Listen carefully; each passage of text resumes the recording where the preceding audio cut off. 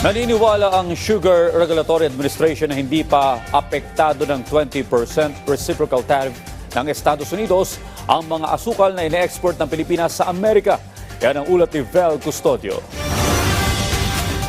Umaasa ang Sugar Regulatory Administration na hindi muna maapektuhan ng 20% reciprocal tariff ng US ang mga asukal na ine-export ng Pilipinas patungong US. Inaasahan sa July 22 naman ito darating sa US, kaya hindi dapat maapektuhan pa ng pagtaas ng taripa. Ayon kay SRA Administrator Pablo Luis Ascona, mananatiling 10% ang taripa ng asukal na darating sa US. Sa ngayon po ay naka 10% tayo sa first ship, and then yung second boat natin darating po doon July 22. So luckily po hindi siya umabot ng August 1. So nasa 10% pa rin po siya.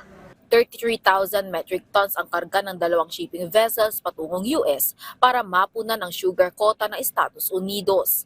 Samantala, nakatakda ng magpasok na imported sugar sa Pilipinas simula July 15 sa ilalim ng Sugar Order No. 8 para siguraduhing sapat ang supply na asukal sa bansa.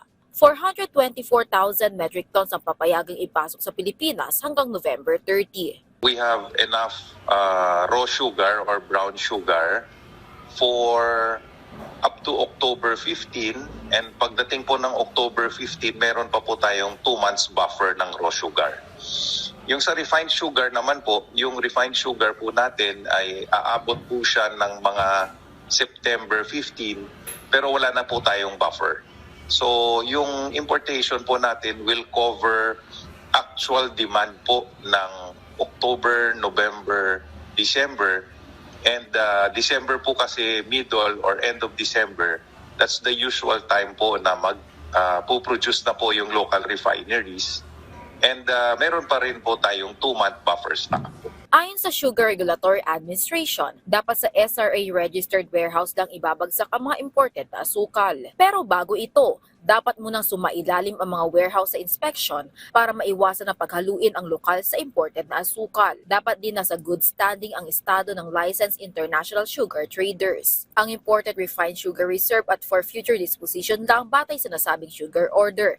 Sa kabila ng importation, nakapagtala naman ang SRA ng mas mataas na crop production ng asukal para sa crop year 2024 to 2025 na mahigit 2 milyong metrikong tonelada. Mas mataas ito ng halos 5% mula sa 1.92 million metric tons noong 2023 to 2024. Samantala, inanunsyo na SRA Administrator Pablo Luis Ascona na nadiskubre na ang natural solution para puksain ang red strip soft scale insect o RSSI na pumipeste sa sugarcane plantation sa Negros Island. Merong breakthrough si SRA, may na-discover po tayo sa Capiz na isang fungus na kumakain ng RSSI. So we have experimented with this sa laboratory, and today po ay a-announce po natin yan sa RSSI forum.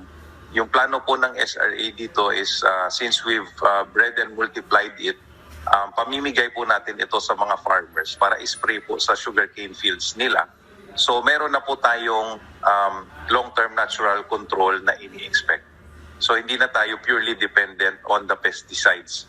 Yung pesticides po and chemicals, pang quick response lang po natin. Sinabi rin na Ascona na karaniwan na tinatamaan ng RSSI ay ang mga pananim malapit sa kalsada dahil mabilis mapigtas at tumipad ang mga dahon malapit sa kalsada na maaaring naglalaman ng RSSI kaya madali itong humawa.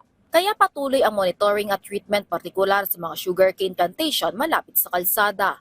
As of July 2, mahigit 2,200 hectares ang apektado ng RSSI. Tumaas lamang ito ng 13% simula June 25. Mabagal na ang pagtaas ng apektado ng RSSI kung ikukumpara sa datos noong June 30 na 62% ang itinaas. Vel Custodio para sa Pambansang TV sa Bagong Pilipinas.